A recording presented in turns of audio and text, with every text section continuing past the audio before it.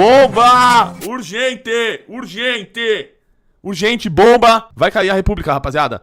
Vai cair a República. São duas notícias. A primeira, das 7h30. Aparelhos de Vorcaro citam Toffoli e PF leva material a Fachin. Isso daqui das 7h30, tá? A PF entregou ao presidente do Supremo, Edson Fachin, novos pedidos de investigações relacionadas ao Banco Master. O material, obtido em aparelhos de Daniel Vorcaro, abre ao menos 3 novas frentes de apuração e menciona, além do relator do caso Dias Toffoli, pessoas com foro de prerrogativa de função no STF e também sem foro. Segundo apurou o UOL, Andrei Passos Rodrigues entregou o material pessoalmente a Fachin na segunda-feira, em reunião que está registrada na agenda do ministro. De acordo com fontes, a PF agora aguarda encaminhamento técnico e jurídico para cada uma das averiguações. Entre os novos achados, há uma série de conversas entre Toffoli e Vorcaro. Caralho!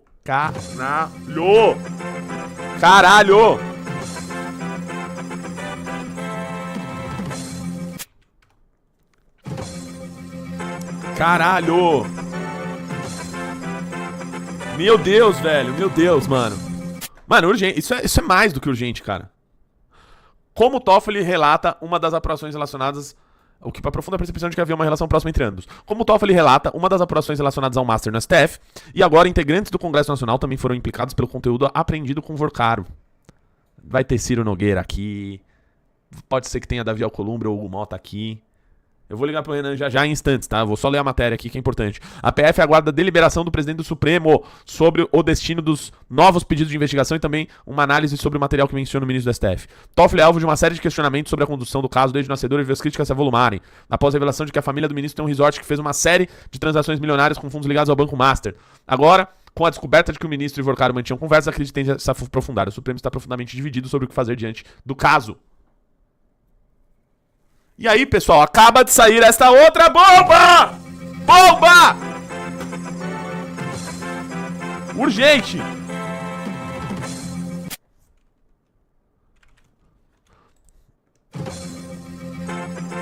Cara, que horas são em Portugal? Agora. 00:42. Será que o Renan tá dormindo, velho? Será que ele tá dormindo, mano? Olha isso! A Polícia Federal...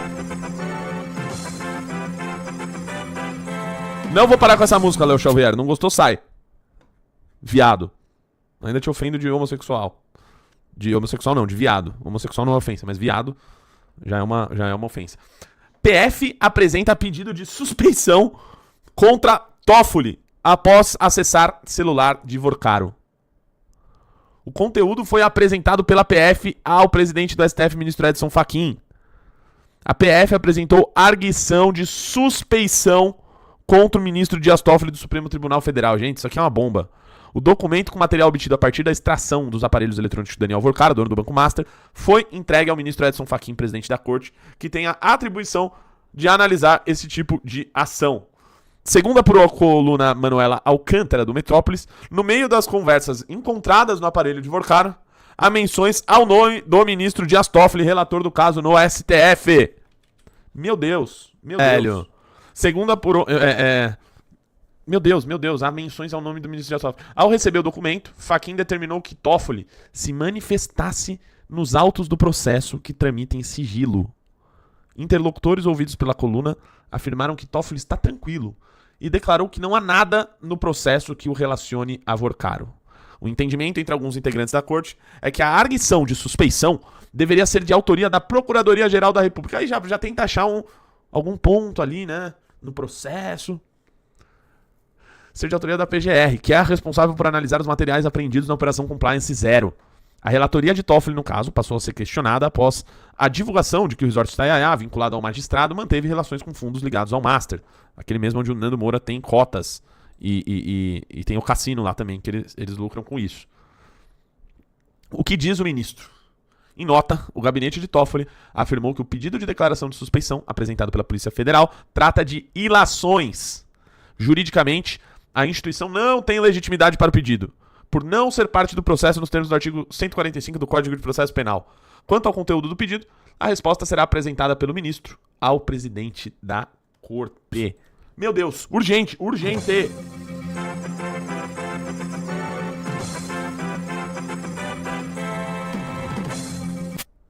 Mensagens em celular de Vorcaro teriam menções de pagamentos a Toffoli. Meu Deus do céu. Caralho, rapaz. Rapaziada, vocês vão ver o ministro do STF cair pela primeira vez na história. Mensagens periciadas pela PF no celular do dono do Banco Master, Daniel Vorcaro, teriam menções de pagamentos ao ministro Dias Toffoli do STF. A perícia foi concluída nesta quarta-feira, conforme apurado pela CNN. Autoridades públicas são citadas em conversas encontradas nos aparelhos celulares do banqueiro. Aqui, ó, mais uma. Mensagens de celular de Vorcaro teriam menções de pagamentos a Toffoli. Investigadores relataram que Toffoli também menciona pagamentos, mas de forma cifrada, segundo fonte. Não é possível, cara. Não é possível.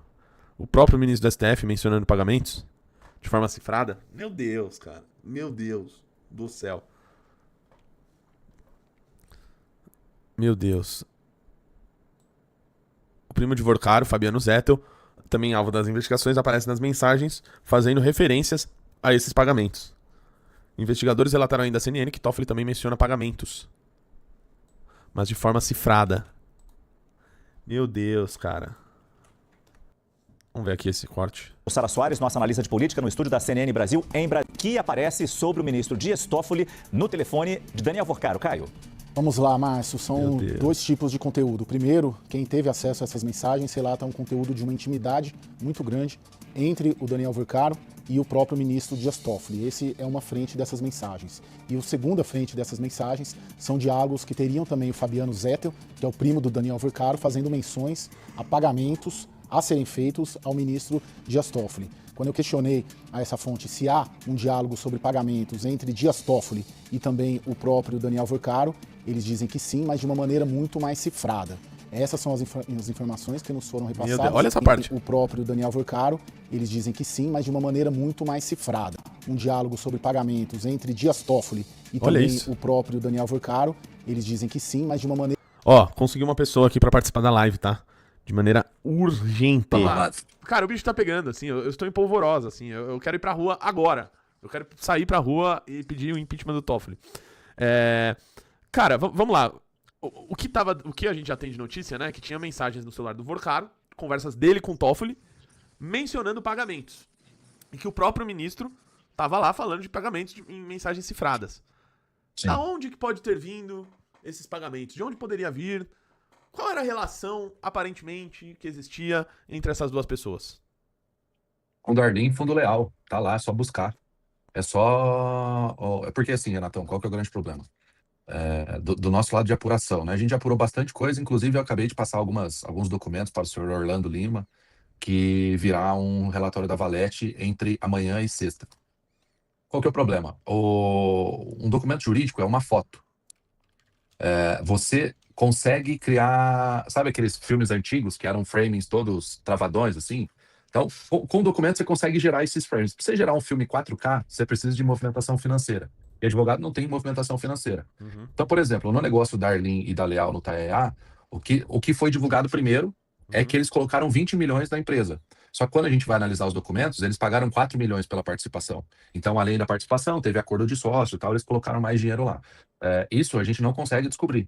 Esse tipo de informação ou é movimentação financeira ou é conversa, como acabou de acontecer. Então, assim, velho, a partir dos documentos, a gente já sabia que ia chegar em algum lugar nesse sentido. Não tinha como fugir. Não tinha como fugir. Primeiro, o Daniel Vorcaro, ele comprou o Banco Máxima em 2016. Em 2016 ele tentou liberação do Banco Central, não conseguiu. 2017 tentou, não conseguiu. 2018 tentou e não conseguiu. Aí em 2019 assume um tal de Roberto Campos Neto e, magicamente, o senhor Vorcaro consegue criar o banco. Quando ele cria, ele emite 2 bilhões de CDB. Em 2022 ele já tinha 20 bilhões, já tinha crescido 10 vezes. Esses 20 bilhões viraram 50 bilhões. Então assim, a Arlin entrou como sócia no TAEA em 2021 e tal. Mas cara, o nível de alavancagem ali já era absurdo.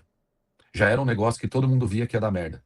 Então, para continuar dando merda, para sair de uma merda de 20 bilhões e ir para uma merda de 50 bilhões, ele precisava de proteção. Onde que ele buscou essa proteção? Primeiro no Toffoli, através do TAEA. Segundo no Moraes, através do contrato com a esposa. É simples. A dúvida que eu fico é assim, ó.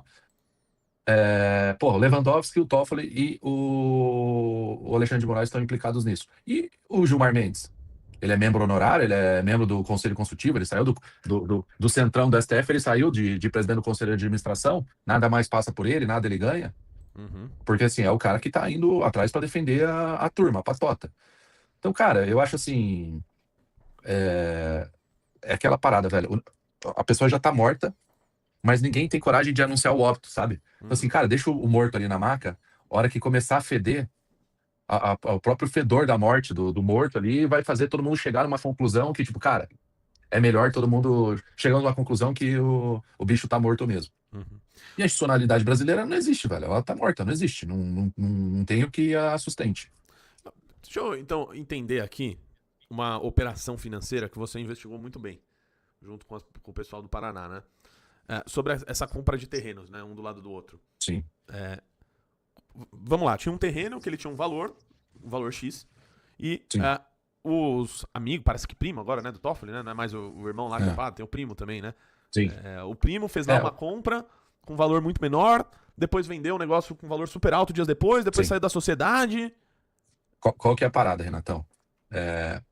De onde surge o Taiaiá? O Taiaiá surge no final dos anos 90, mediante ofertas, né? A Eletropaulo, se não me engano, ela tinha algumas áreas ali que ela já tinha comprado, porque assim, você vai criar uma hidrelétrica, tem fazendas em volta, você vai lá e compra a área das pessoas.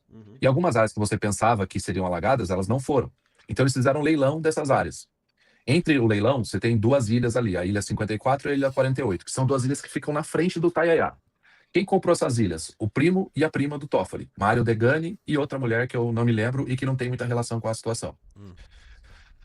Anos depois, o Mário Degani e o Euclides Gava, que é os dois fundadores do Taiaiá, compram o terreno em frente a essas ilhas e começam a montar o Taiaiá. O Taiaiá não é um resort que ele foi montado e da forma que ele foi inaugurado ele se mantém até hoje. Eles vão criando em camadas. Então, 2005, o Taiaiá é inaugurado. O que acontece? 2020, acredito eu, que isso a gente não conseguiu confirmar, mas acredito eu que eles estavam num projeto de expansão do Taiaiá e precisavam de recurso. Nisso, é aquela parada, velho. Almoço de domingo. Quem que é o primo rico? Pra você trocar uma ideia e ver se você tira um recurso. O primo rico do Mário Degani era o Toffoli. O Mário Degani sempre foi o primo rico do Toffoli, depois se inverteu. E aí o que o Toffoli faz? Em dezembro de 2020, a família de Toffoli vira sócia do Taiaiá através dos dois irmãos que claramente não tem nenhuma relação com o resort. Nenhuma relação com o resort, a não ser de uso, de visita e tal. Isso dezembro. Fevereiro de 2021, ou seja, 2 meses depois, uma tal de Arlene entra nas cotas. Então, dezembro de 2020, a família Toffoli vira sócia. No contrato social tá lá que eles não aportaram dinheiro. Eles viraram sócios porque a empresa e o Mário Degani e o Euclides Gava tinham uma dívida com a Maridit.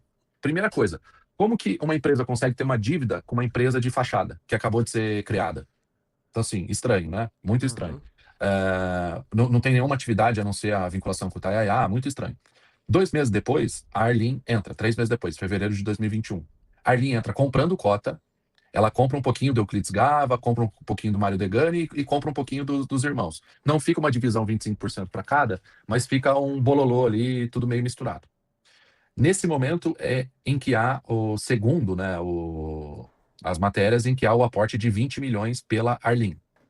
Então, nesse momento, havia o planejamento ali de expansão do resort, que é aquelas casas em cima do morro que o Bertolucci apresentou muito bem ali, que a gente conseguiu imagens de dentro da casa e tudo mais.